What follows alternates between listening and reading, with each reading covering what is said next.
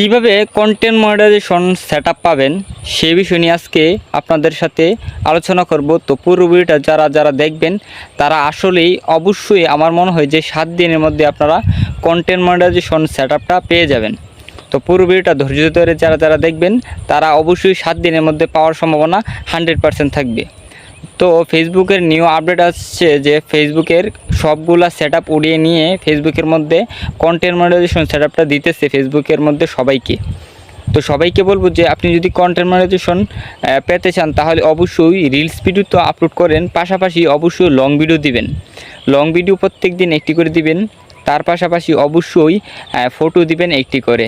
তার পাশাপাশি আপনি টেক্সট আপলোড করতে পারেন। এরকমভাবে কন্টিনিউ রেগুলারলি যদি আপনি 7 দিন থেকে 15 দিন পর্যন্ত আপলোড করতে পারেন তাহলে ফেসবুকের যে অ্যালগরিদম সেটা আপনার দিকে নজর দিবে। তার পাশাপাশি অবশ্যই আপনি ইনভাইটের মাধ্যমে কন্টেন্ট মনিটাইজেশন সেটআপটা পেয়ে যেতে পারার সম্ভাবনা 100% থাকে।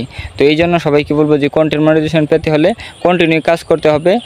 সব ধরনের ভিডিও, রিলস এবং ফটো, টেক্সট সবগুলো আপলোড করলেই আপনি 100% 7 দিন থেকে 15 দিনের মধ্যে সেটআপটা পেয়ে যাবেন।